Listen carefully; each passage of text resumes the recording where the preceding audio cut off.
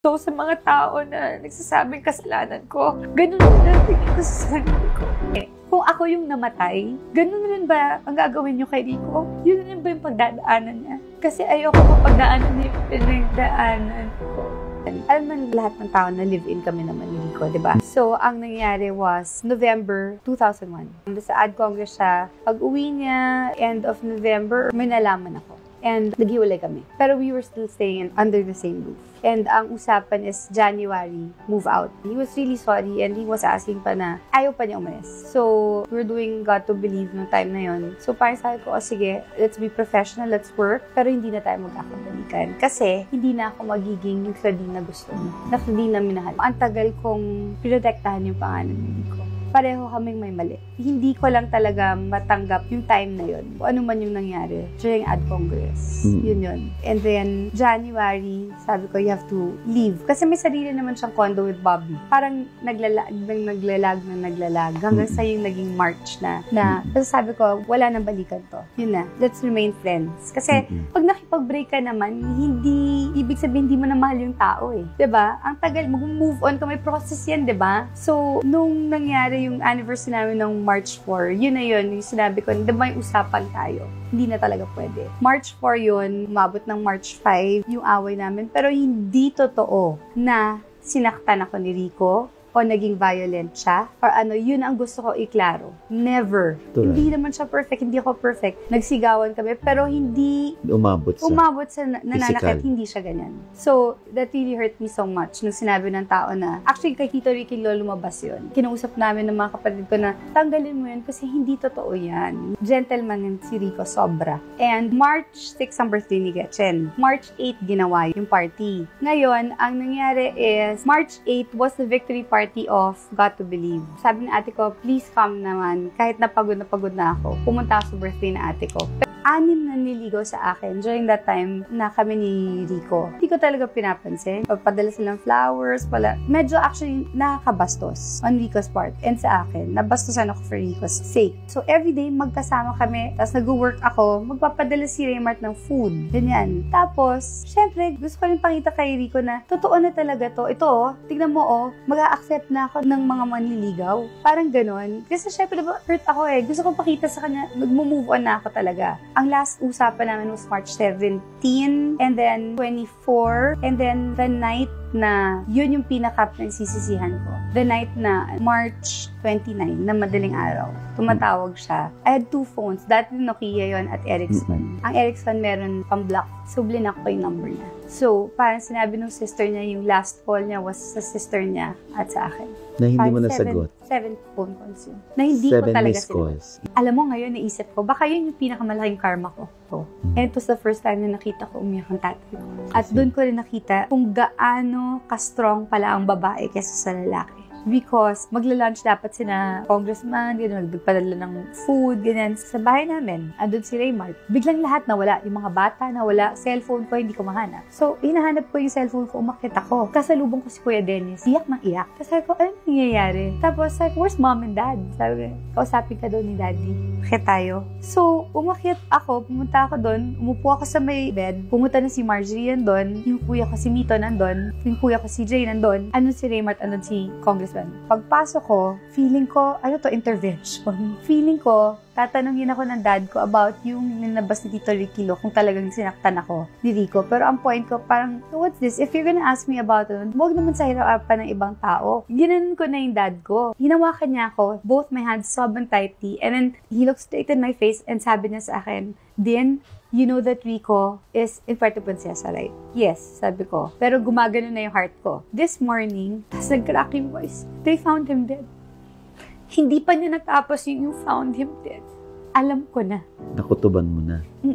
And alam mo, yung parang lumiit yung kwarto, parang dumilim. And then I started shouting, open the blinds, open the lights. And then umalis yung dad ko, umalis yung mga kuya ko. Hindi nila natiis. Ang natira si Marjorie at si mommy ko. So doon ko sinasabi yung strength ng babae talaga. Kasi hindi kinaya ng mga kuya ko na makita. Hindi ako umiiyak noon eh. Nag-panic attack ako. first panic attack ko yun na matindi na. Sabi ng mom ko, all the blinds are open. So I ran down dun sa may give me my phone, give me my phone. Tapos, nag-agawan na kami na ate ko, ni Marjorie. Tapos nakita ko na first caller ko, si Tatay Dolphy, tapos si Ate V. And then, puro Tita Lulu, ganyan, Tita Mariol, Mr. M, lahat ng mga boss wala dito sa Pilipinas. So, tumawag ako kay Dominic, hindi sumasagot. Tumawag ako kay Guido, yung kasama nila, hindi sumasagot. Tumawag ako kay Jana, hindi sumasagot. Finally, tumawag ako kay na Geraldine, hindi rin sumasagot. Tumawag ako kay Marvin, akala ko kasama si Marvin. Sabi ko, where are you? Where are you? Sabi ko, where's Rico? Sabi ko, tell me, is he okay? Is he okay? Sabi niya, what's happening? Ano nangyayari, Clau? Sabi, bakit ka nagagalit? Ba't ka sumisigaw? Ganyan. Sabi ko, is it true? Sabi ko, is it true? Just tell me. Sabihin mo na sa akin, Marvin. Sabi niya, ano ang sasabihin ko sa'yo? Nasaan ka? Sabi ko. Nasaan si Rico? Sabi ko, ganon. Ano sinasabi ng patay na? Ano? Patay na si Rico? Nagsisigaw naman si Marvin. So, binaba ko na nare-realize ko, hindi pala kasama si Marvin. Finally, tumawag na si Dominic sa akin. Sabi ko, where are you? At the hospital. So, may hope akong konti. Can I talk to the doctors, please? Clau, wala na. Hindi na pwede. Ilang beses na ni-revive. Try nyo lang ulit. Please. Sabi ko, pakausap mo lang. Try mo lang ulit. Sunog na. Hindi na pwede. Wala na.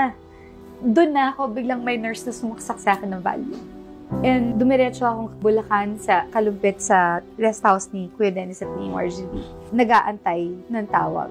Till, I don't know what happened, tumawag daw si Geraldine kay Marjorie asking nasaan ako. Till I got the call from Bobby na sinabi na, it's better na you pray for him alone. Ang masakit doon, Oj, sa pangyayaring yon was, diba, syempre, bawal ako, diba? Pumunta doon. Ang sinabi lang, ang bakit ka nga pala bawal pumunta doon? Yun ang hindi ko alam. I was asking why. What did I do? Tapos sabi nilang na parang kailangan yung suit ni Rico kunin sa condo. Sa condo niyo? And then sinabi niya, he broke. Sabi ko, where are you? Sabi ko, where are you? Where will I go? Tapos sabi niya, parang, it's better na. Wag muna. Just pray for him alone na lang. So, yun, why? Tapos naririnig na ako ng ate ko. Kinuha niya na yung phone. Nagsisisigaw na yung ate ko. Si Marjorie. Why? Bakit ganyan? Kakausap ko lang sa kapatid na isa na sinabi na, where's Claudine? And ito, ano ba talaga? Ano ba ang decision? So, yung healing time namin ni Gerald, dun ko tinanong kung bakit rin. And yung time na parang kinukrucify at galit na galit yung mga tao sa akin at sinasabi na pinagpalit ko si Rico, alam ng Diyos, mawala na lahat ng mga taong mahal ko, pero never ko niloko si Rico. Ang question ko nga kung ako yung namatay, ganun rin ba ang gagawin niyo kay Rico? Yun rin ba yung pagdadaanan niya? Kasi ayoko mapagdaanan niya yung pinagdaanan ko. I mean, ika-question din ba yung mga na sa kanya? Sa mga na-chismis sa kanya? Ipipilit ba na totoo yun? Diba? I mean, kung sa akin nangyari yun, baka mas grabe pa yung ginawa sa kanya. And that during the time na kinukrucify ako ng tao at sinasabi nila kasalanan ko, ang hindi alam ng tao, ako rin, sinisisi ko rin yung sarili ko. Na sana mas maging compassionate or understanding yung tao kasi kung pinapunish niyo ako, pinapunish ko rin yung sarili ko. Kung galit kayo sa akin, mas galit ako sa sarili ko.